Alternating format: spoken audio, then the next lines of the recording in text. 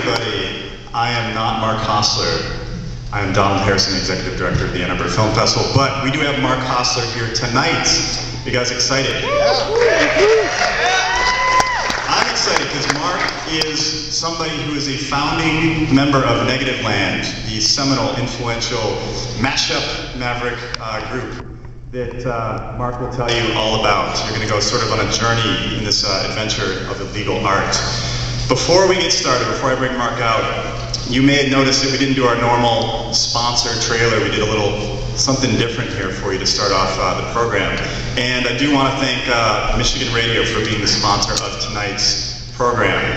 Also, for those of you who like what you see tonight and are very interested in these issues and very interested in hearing more about Mark, on Saturday night at 9 o'clock, we're probably going to start a little bit late, 9:30, we have RIP, a remix manifesto, and Mark Hosler is featured in that, along with Greg Gillis of Girl Talk, Lawrence Lessig, and it's an open source edited film. They had filmmakers and editors from around the world going online, downloading, re-uploading their footage. And so Mark's going to be on stage with the director, Brett Gaylor, Saturday night, so it's going to be a special opportunity to hear Mark again. And tomorrow, we have a free panel at 1 o'clock with Mark Hosler, Craig Baldwin, whose film is going to play tonight at 10 o'clock in the screening room, and a couple of our local copyright fair use experts. So it's a free panel, definitely don't miss that. So we're going to go on an adventure, and I'm very excited for tonight's program, and now with my great honor and privilege to introduce Mark Hosler.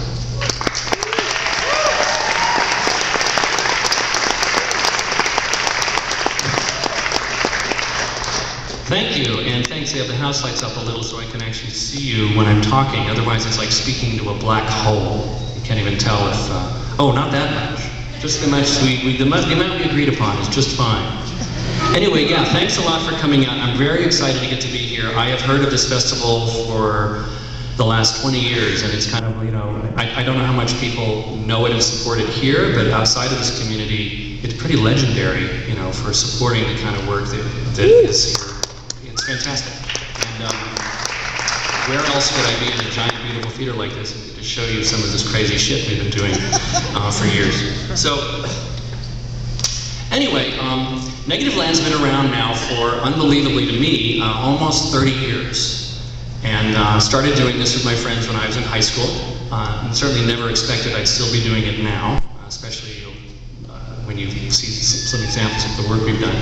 And we've been doing collage and cut up and sound experimenting and appropriation in music and later in film. We've done visual art at art shows, live performances, a weekly radio show. We try to work in every single medium we can.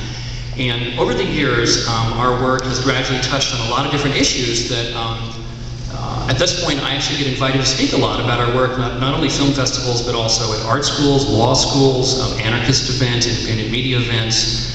And we go back to an era where when we were mixing with sound and appropriating things and experimenting, we were, you know, cutting up sound with tape and razor blades. And I don't know how many of you here are old enough to know what reel-to-reel recording tape is. Anybody? Okay. Yes. Well,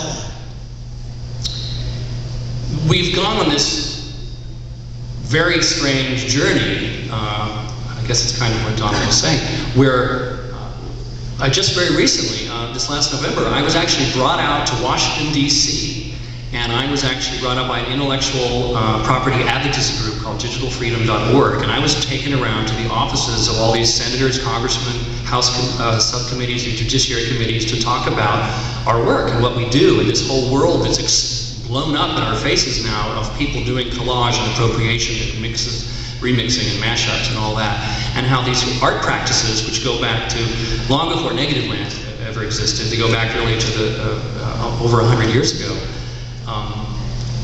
they have moved into the mainstream now in this way that it's becoming almost probably a fairly normal thing, you know, for some teenager to be playing around with YouTube and grab a couple of clips of things and their favorite song and just mash it all together and just make some funny thing to show their friends.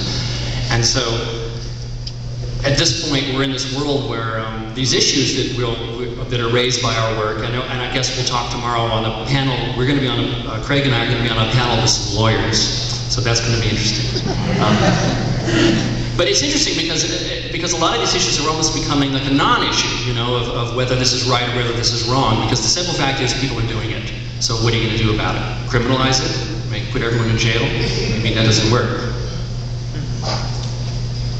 So what I'm going to do tonight is just kind of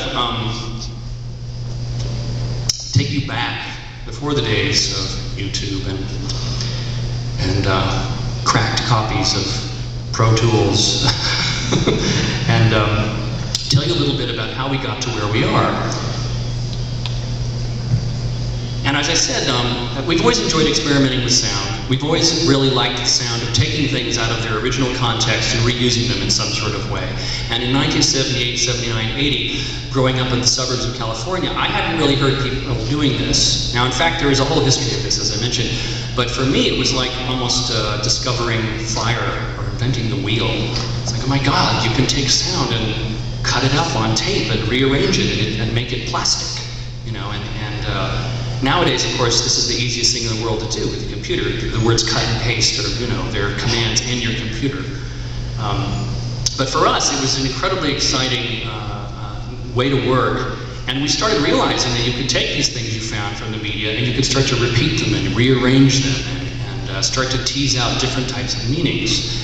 And I just want to go right to a film clip here. And for my presentation tonight, I'm going to be showing you a number of different short films we've made. Just so you know, none of them were made at the time the audio was done. These were all done many, many years later, collaborating with lots of different filmmakers. And we've made a whole lot of these, actually, about over 20 of them, which we've put together on a DVD, which I actually have with me, if you're interested. But so this work, the audio track is called Truth in Advertising. And it's a phone-in to a call-in radio show. And we were able to re-edit the sound so that every time the talk show host hangs up on the caller, the next call is always the same caller. Like, you can't get rid of the guy's always there. And you'll see how we're able to kind of do things and how we repeat stuff and mess around with it, that it starts to kind of bring out some other levels of meaning that aren't really intended in the original work that we appropriated, and we kind of brought something new to it. And the audio backing we made, that's original sounds from the group, and then the film was made many years later working with a filmmaker from Columbus, Ohio, whose name is James County. So let's go and look at Truth in Advertising.